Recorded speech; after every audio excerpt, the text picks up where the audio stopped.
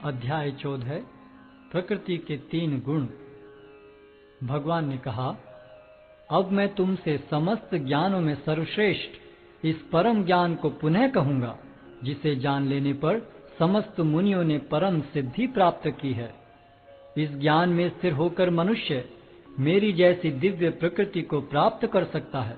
इस प्रकार स्थित हो जाने पर वह न तो सृष्टि के समय उत्पन्न होता है और न प्रलय के समय विचलित होता है। हे भरत पुत्र, ब्रह्म नामक समग्र भौतिक वस्तु जन्म का स्रोत है और मैं इसी ब्रह्म को गर्भस्थ करता हूँ, जिससे समस्त जीवों का जन्म संभव होता है। हे कुंती पुत्र, तुम यह समझ लो कि समस्त प्रकार की जीव योनियां इस भौतिक प्रकृति में जन्म द्वारा संभव है और मैं उनका बीज प्रदाता पिता हूँ। भौतिक प्रकृति 3 गुणों से युक्त है। ये हैं सतो, रजो तथा तमोगुण। हे महाबाहु अर्जुन, जब शाश्वत जीव प्रकृति के संसर्ग में आता है तो वह इन गुणों से बंध जाता है। हे निष्पाप, सतोगुण अन्य गुणों की अपेक्षा अधिक शुद्ध होने के कारण प्रकाश प्रदान करने वाला और मनुष्यों को सारे पाप कर्मों से मुक्त करने वाला है। जो लोग इस गुण में स्थित होते हैं वे सुख तथा ज्ञान के भाव से बंध जाते हैं।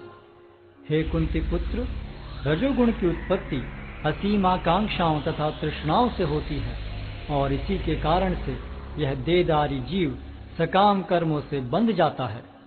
हे भरत पुत्र, तुम जान लो कि अज्ञान से उत्पन्न तमोगुण समस्त देहधारी जीवों का मोह है। इस गुण के प्रतिफल पागलपन, आलस तथा नींद है, जो बद्ध जीव को बांधते हैं।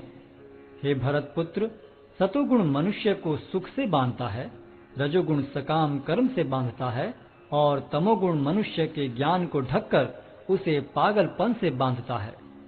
हे भरत पुत्र, कभी कभी सतोगुण रजोगुण तथा तमोगुण को परास्त करके प्रधान बन जाता है, तो कभी रजोगुण सतोगुण तथा तमोगुणों को परास्त कर देता है और कभी ऐसा होता है कि तमोगुण सतो तथा रजोगुणों को परास्त कर देता है।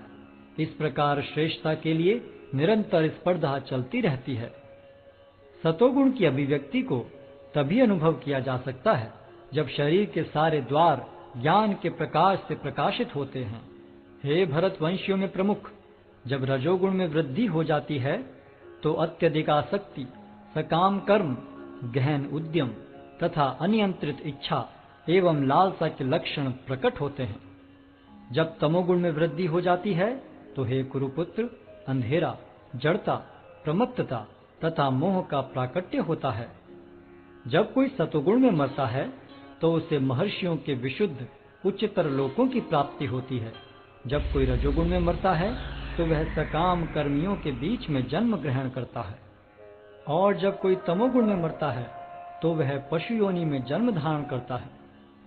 पुण्य कर्म का फल शुद्ध होता है और सात्विक कहलाता है, लेकिन रजोगुण में संपन्न कर्म का फल दुख होता है और तमोगुण में किए गए कर्म मूर्खता में प्रतिफलित होते हैं। सतोगुण से वास्तविक ज्ञान उत्पन्न होता है, रजोगुण से लोभ उत्पन्न होता है और तमोगुण से अज्ञान, प्रमाद और मोह उत्पन्न होते हैं। सतोगुणी व्यक्ति क्रमशः उच्च लोकों को ऊपर जाते हैं, रजोगुणी इसी पृथ्वीलोक में रह जाते हैं और जो अत्यंत गर्हित तमोगुण में स्थित हैं वे नीचे नरक लोकों को जाते हैं। जब कोई यह अच्छी तरह जान लेता है कि समस्त कार्यों में प्रकृति के 3 गुणों के अतिरिक्त अन्य कोई कर्ता नहीं है और जब वह परमेश्वर को जान लेता है जो इन 3 गुणों से परे हैं, तो वह मेरे दिव्य स्वभाव को प्राप्त होता है।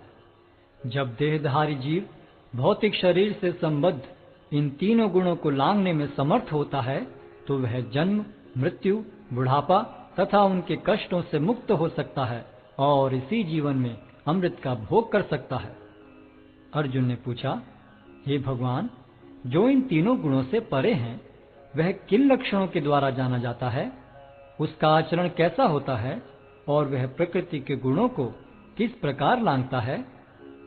भगवान ने कहा, हे पांडुपुत्र, जो प्रकाश, आसक्ति तथा मोह के उपस्थित होने पर न तो उनसे घृणा करता है और न लुप्त हो जाने पर उनकी इच्छा करता है, जो भौतिक गुणों की इन समस्त प्रतिक्रियाओं से निश्चल तथा विचलित रहता है और यह जानकर कि केवल गुण ही क्रियाशील हैं, उदासीन तथा दिव्य बना रहता है, जो अपने आप में स्थित है और सुख तथा दुख को एक समान मानता है, जो मिट्टी के ढेले, पत्थर एवं स्वर्ण के टुकड़े को समान दृष्टि से देखता है, जो अनुकूल तथा प्रतिकूल के प्रति समान बना रहता है, जो धीर है और प्रशंसा तथा बुराई, मान तथा अपमान में समान भाव से रहता है, जो शत्रु तथा मित्र के साथ समान व्यवहार करता है और जिसने सारे भौतिक कार्यों का परित्याग कर दिया है, ऐसे व्यक्ति को प्रकृति के गुणों से अतीत कहते हैं। जो समस्त परिस्थितियों में अविचलित भाव से पूर्ण भक्ति में प्रवृत्त होता है, वह तुरंत ही प्रकृति के गुणों को लांघ जाता है और इस प्रकार ब्रह्म के स्तर तक पहुंच जाता है। और मैं ही उस निराकार ब्रह्म का आश्रय हूँ, जो अमर्त्य, अविनाशी तथा शाश्वत है और चरम सुख का स्वाभाविक पद है।